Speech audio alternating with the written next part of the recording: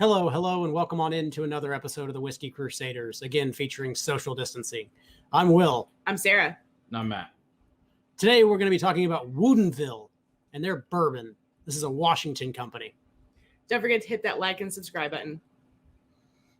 All right, Woodinville, like you will said, it's in Washington. It's the other big name, really. It's the biggest distillery in Washington is Woodinville. It's just north of Seattle. It's established in 2010 by two best friends, Beck Carlisle and Orlin Sorensen. It's all of their corn, rye, and malted barley come from one farm, the Omlin Farm in Quincy, Washington, which is to the east over the Cascade Mountains, which is pretty cool that every grain comes from one farm. I think that's pretty awesome.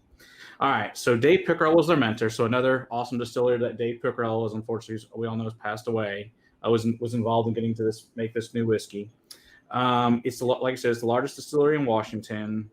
All their grains are mash distilled, barreled in Woodinville, and then sent back over the mountains to age in Quincy because there's much more temperature differences there than there's in the Seattle area. So obviously temperature swings. They said they even have days where it's 100-degree temperature swings. Wow, that's insane. I'll talk about Jack with the barrels. Seriously, that's nuts. I mean, we'll get 70, 80. I can't imagine 100, but that's pretty wild. It's pretty cool, though. Insane. So that's some serious extreme temperatures. So now they produce over half of all the craft whiskey in Washington. So that's a shitload of whiskey. Dang. You get that. Oh, well. Anyway, let's see. They used to use small barrels, but now they're using all 53s, which is a good thing. The barrel wood is open air season for 18 months, so that's, decent time out in the air. So so no kiln drying, all air dried, so that's nice. So of course, like the elements, all the rain, snow, all that crap comes through it. They were acquired in 2017 by Hesitancy.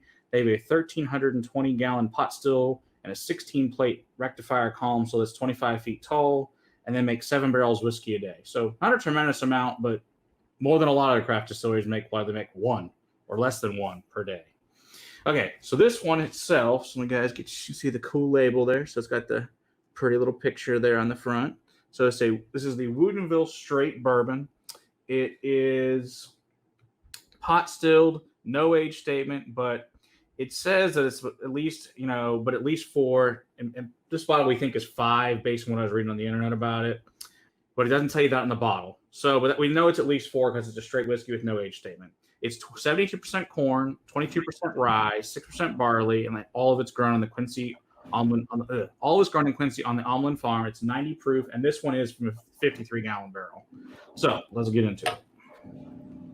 Well, you said the rye, and that's the first thing that I picked up on. This is a bourbon. I can definitely smell the corn first, but this is a pretty heavy rye. High rye. It's like, yeah, you can definitely smell that bright, shiny note right in the middle of it. And I'm going to say it's definitely a dill note in this one. Yeah, it's not overpowering dill note. It's not, but it's there and kind of sticks right out.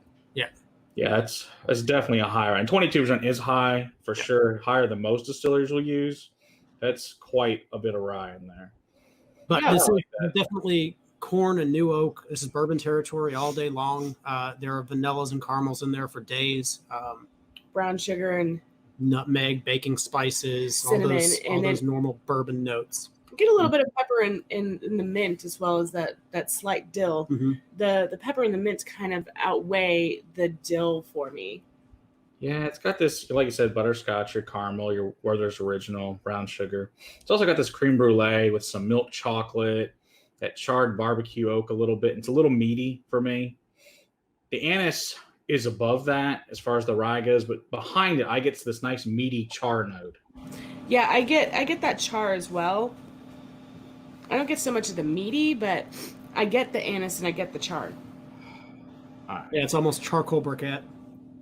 Yeah. Mm-hmm.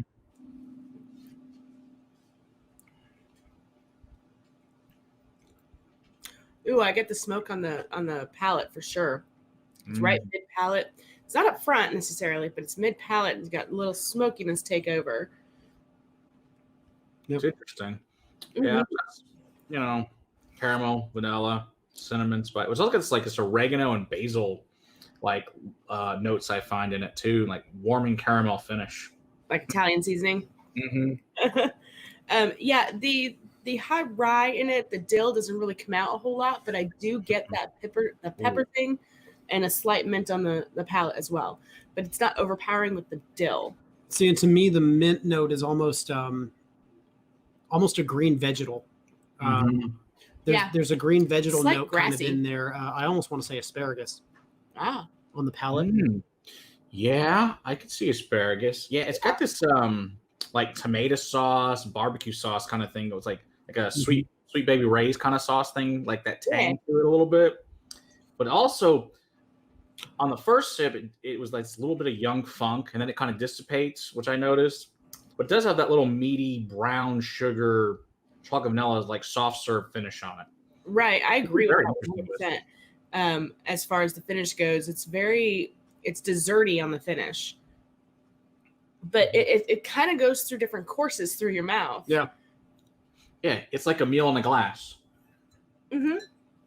That is Yeah. interesting. I'm going to drop some water in. Yeah, I want to see what this does. This should be different for sure. See if it goes more desserty or more meaty. Yeah. That's definitely an interesting palate on there. It's good. I liked it, but it's definitely different than any other kind of bourbon that I've had. Yeah. The nose, once the water goes in, gets a little bit younger. It's more of a pine note in there with the water. Go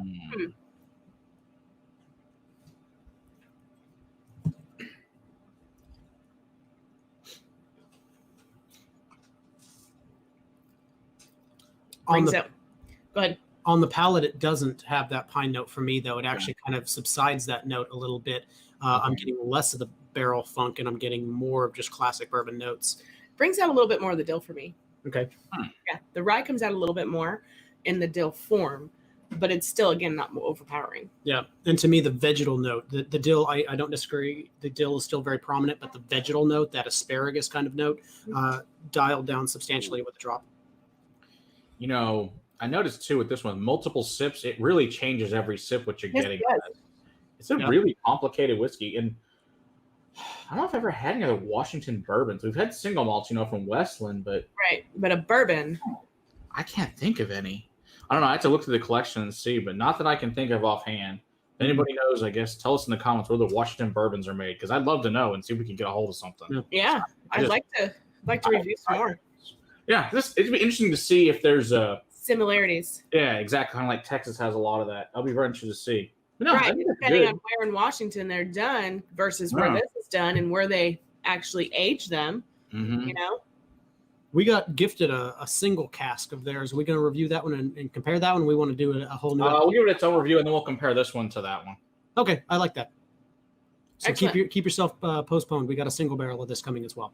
All right. Well, don't forget to hit the like and subscribe button. And until next time, keep on crusading for better whiskey in your glass. Cheers.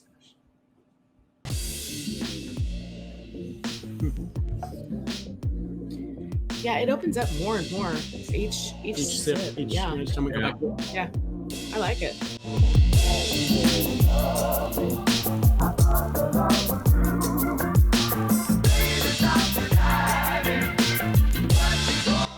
Okay, it's recording, so whenever you want to start.